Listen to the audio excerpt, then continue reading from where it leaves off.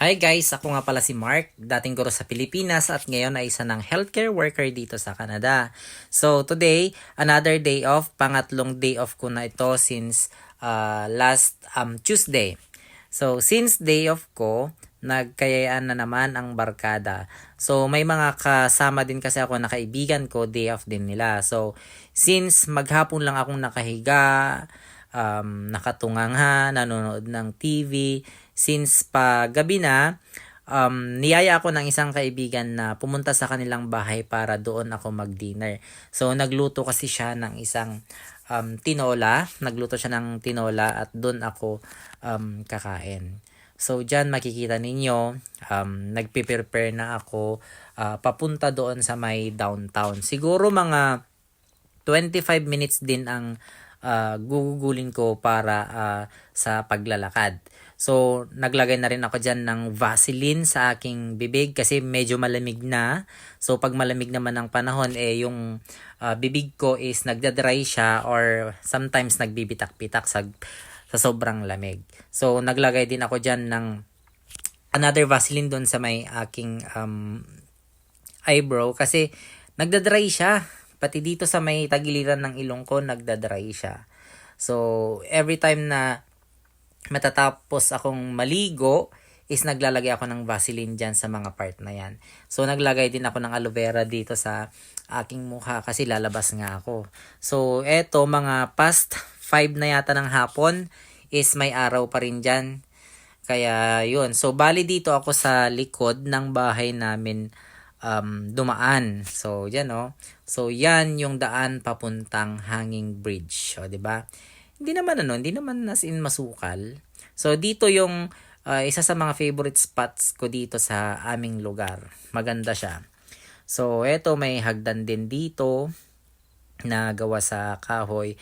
Bali dito naglalakad yung mga katrabahuan ko papunta sa workplace namin. Kumbaga, eto yung shortcut siya. So, kung dadaan ka mismo sa highway, is it takes around 30 to 35 minutes. Pero pag dito ka dumaan sa likod namin, it will take you only around 20 to 25 minutes. Depende pa kung gaano ka kabilis maglakad. So, dito, isa siya sa mga pinupuntahan ng mga Canadians or mga foreigner din kasi may simpleng park lang dyan. Pwede kang mag-picnic, pwedeng magpalipas ng hapon, ng araw. Kung gusto mo mapag-isa. Ito is yung ilog dito sa may Hanging Bridge. So, kapag winter na, grabe yung snow dyan. As in, hindi mo makikita yung tubig. Puro snow lang talaga. Sobrang lamig na. So, pag gabi naman dito sa Hanging Bridge is safe naman siya kasi may ilaw yan. May ilaw. Favorite ko din tong pag pinupuntahan. Yun, may makikita kayong mga padlock din. Kumbaga, nag-start na sila na maglagay din ng mga padlock dun sa mga magkakaibigan or magkasintahan. So, yung padlock kasi symbolizes of yung love nila. Kumbaga, tinatay na nila. 'Di ba? Parang may commitment, yung ganun. So yun, nung unang pagpunta ko dito or paglakad ko dito sa Hanging Bridge, natatakot ako kasi talagang may fear of heights ako ba. Pati nga pagsakay ng eroplano nung first time ko, grabe, air condition na yung eroplano pero pinagpapawisan pa rin ako.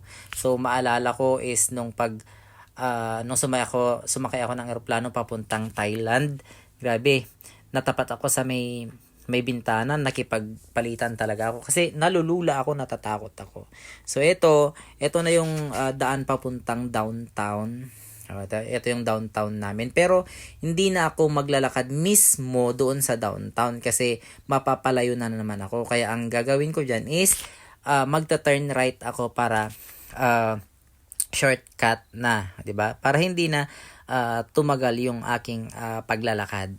So, makita ninyo dito, ito, nag-shortcut na ako, nag-turn right na ako. Bali, may dadaanan pala akong food bank dyan. So, pag sinasabi nating food bank, kumbaga namimigay sila ng mga pagkain para sa mga hindi naman sa mga poor, poor, ganun. Sa mga low income na mga tao dito sa kanila, including Filipinos na may status na dito, yung mga citizen na or PR na. So ayan, nandito na ako sa bahay ng aking kaibigan. Ayan, may parcel pa sila dito. Iniiwan na lang nila sa labas yung mga parcel pag may delivery. Trusted naman ang mga tao dito.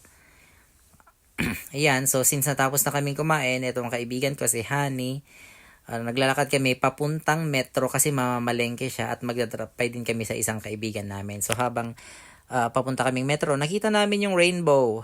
Rainbow, it symbolizes hope. O, diba? That's all for today.